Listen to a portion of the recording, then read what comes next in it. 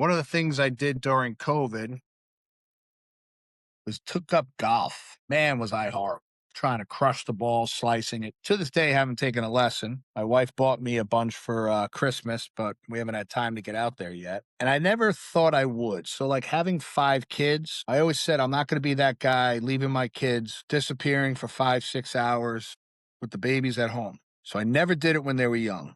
I was always present, always with my babies. Now they're older, they don't want to be around me all the time, let alone when they are home. I get out early. I'm coming home and they're just waking up.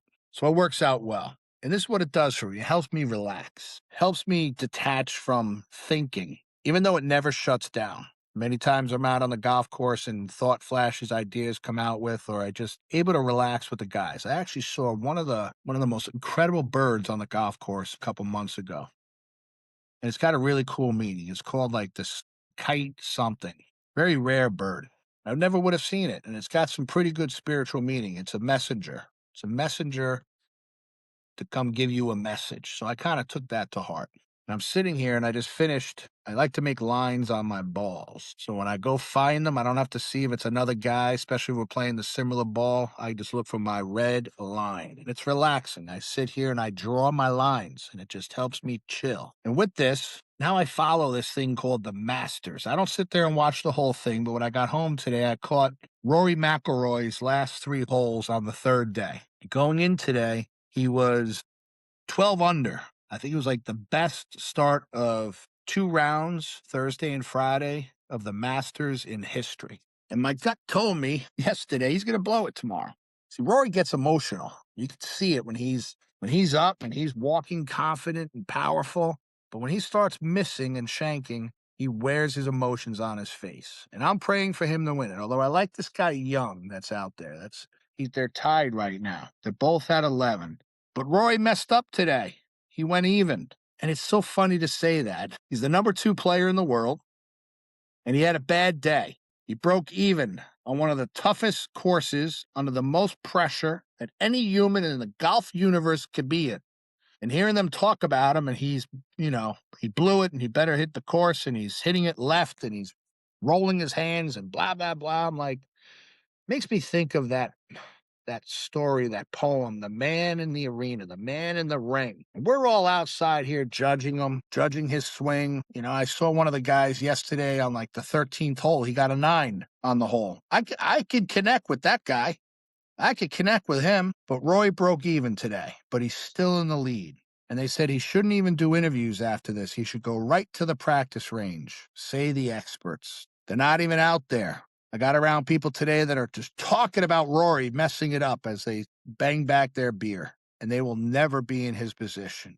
They will never have amassed the millions of winnings that he has, let alone get to defend his championship of the Masters from last year. So that poor man's got to sit back and be judged, and I hope he has the emotional stability to let it roll off his shoulders and enjoy the moment and realize how amazing he is, even though he's tied. The other dudes are playing awesome. There's like 10 guys that are 7 under, 10 under, 11 under. This is amazing. I hope he comes out tomorrow and birdies the first 10 holes. And he can walk down that fairway, the back 9, with his shoulders back.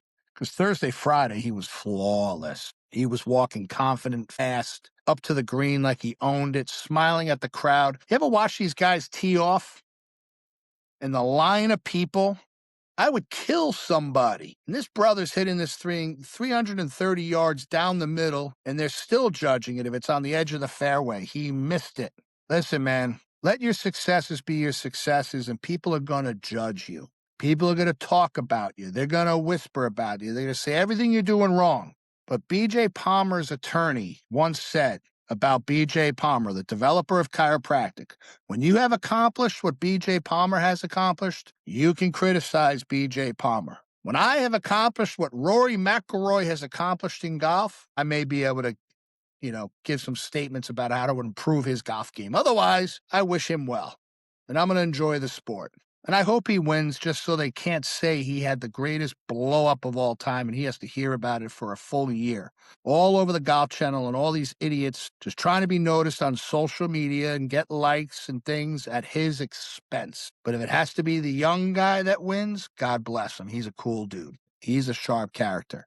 And if Scheffler happens to come back, who's now at 7 under, and he wasn't doing too well the first 2 days, too well in this field, but he's the number one golfer in the world, and it's going to be one of the greatest comebacks of all time, winning it. So don't let the bastards grind you down, man. They're going to talk, just shut it off. When the noise gets loud and it starts getting you a little agitated, turn the shit off. Stay off the social media and focus on you and get to work and write your thoughts and ideas down on things that you could do projecting forward to be freaking awesome. Be blessed.